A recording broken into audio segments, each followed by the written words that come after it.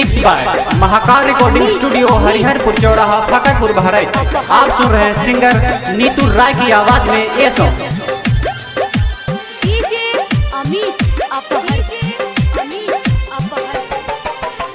लगता मोहब्बत परान लेके छोड़ी, लगता मोहब्बत परान लेके छोड़ी।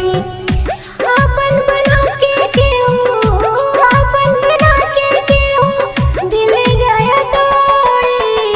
लगता मोहब्बत परान लेके छोड़ी, लगता मोहब्बत परान लेके छोड़ी।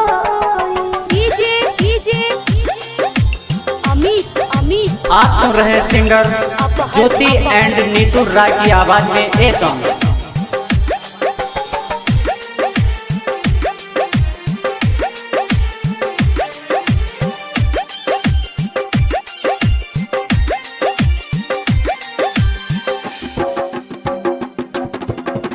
दिलवा के गमू बाटे आज आंसू बने के करा से कहीं हम तेरे अपना मन के।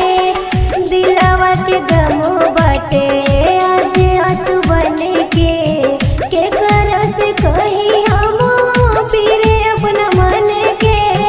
खेल गल दिल से क्यों, खेल गल दिल से क्यों दिलवा के तोड़ी। लगता मोहब्बत परान लेके छोड़ी, लगता मोहब्बत परान लेके छोड़ी।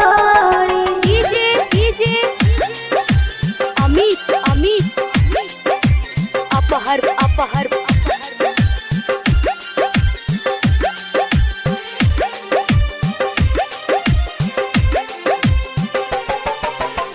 जेकरा के सचले रही धड़कन दिल के, खुशबू है के वो दूसरा से मिल के। जेकरा के सचले रही धड़कन दिल के, खुशबू है के वो दूसरा से मिल के। अमर राजा कर ले, अमर राजा कर ले ज्योति की डोरी।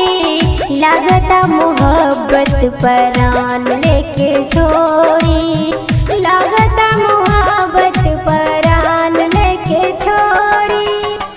आपन बना के केहू, आपन बना के केहू दिल गया तोड़ी। लगता मोहब्बत परान लेके छोड़ी, लगता मोहब्बत परान लेके छोड़ी।